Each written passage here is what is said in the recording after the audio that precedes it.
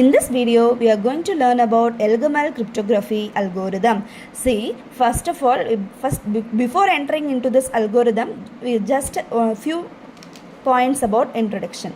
Cryptography algorithms classified into three types. What are they? They are asymmetric, symmetric, hash functions. Okay.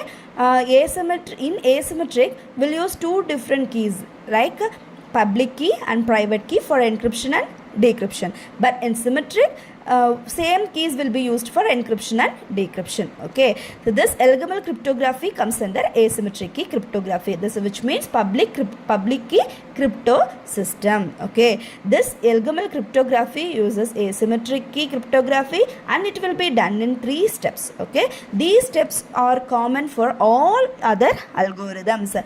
What are they? Key generation, encryption and decryption. In asymmetric keys, we'll use 2 different keys as I have told you already. From sender and receiver, both sides have a 2 different keys. See, the above 3 steps are most common for all other algorithms. See, like Diffie-Hellman, RSA, etc. Okay, come. We can learn for this step by step. Okay, first step is key generation. This key generation step will do in 5 steps. Okay, you first of all, before entering into this key generation, we must know how we are going to do this algorithm. First, we are generating the key. Here we are generating the public key and the encryption part and decryption what we are going to do. Okay, first how we are going to key generation, how we are going to do. First, you are selecting the large prime numbers. Since I have told you already why we are doing the why we are selecting the large prime numbers. Since in cryptographic algorithms will use prime numbers in large numbers, because that much security you will give for your communication, which means you are giving more confidential, you are maintaining the confidential objective in your communication. Okay, fine. We are selecting the large prime number, P is equal to 11, and next you are selecting the private key, we are denoting it as D is equal to 3, and you are selecting the encryption key value. Okay, the encryption key value E1 is equal to 2. Okay, next you are going to calculate, this is not select, you are going to calculate third part of encryption key E2. How you are going to calculate? E1 to the power D mod P. Since you already selected the value E1 and D as 3 mod 11, 8 mod 11, the answer is 8. Your third encryption part value you have calculated, which means E2 is equal to 8. Okay, since here your key is generated, E1 comma E2 comma P, and your private key is D. Okay, public key E1 is 2, E2 is 8, and P is you selected as 11. Okay, the key generation steps is completed. Next, come into encryption step. Okay, in this encryption you are going to calculate the ciphertext. Okay.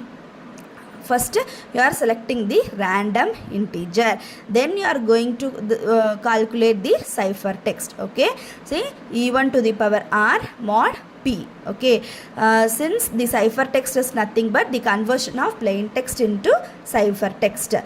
Okay, which means it will be in an unreadable format. Next, see, you have calculated your C1 value as 5, and next ciphertext 2 you are going to calculate plain text into E2 to the power R mod P. Since you already know E2 R value, P value, you are going to assume the plain text, that means original text as 7. Okay, 7 into 8 to the power 4 mod 11. Your ciphertext value will be 6. See, C1 comma C2 value is 5 comma 6, which means your ciphertext values are 5 comma 6. Okay, the encryption part is completed. See, next come to the decryption part. In this decryption part, you are going to calculate the plain text value. Okay, C2 into C1 to the power D inverse mod P. You are calculating this plain text by using the ciphertext. Okay, 6 into 5 to the power 3 inverse mod 11. For the time consumption, here I am taking this 125 into x mod 11 equal to 1. Okay, by calculating this x value we can able to find the plain text value easily. Okay, see, if you are you just solve by using x equal to 1, 2, 3 values. Okay, see, 125 into, if you are using x value as 1 mod 11, what answer you will get? 125 mod 11. Whether you will get the answer as 1? No. Next you just calculate 125 into 2 mod 11. What is 125 into 2? 250, right? 250 mod 11. Just calculate the mod value. Whether you will get the remainder as 1? No. Next you calculate the x value as 3 mod 11. What answer you will get? What answer you will get? 375 mod 11.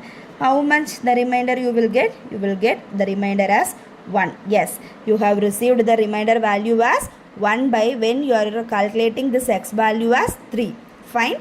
Next, you just solve here. Okay, see, 125 inverse mod 11 value is 3, right? See, 6 into 3 mod 11. Listen here, 6 into 3 mod 11. 6 into 3 is 18. 18 mod 11 is 7. Since you have got result as your plain text as 7, so hence it is correct. Okay, see, your text is more maintaining the confidentiality.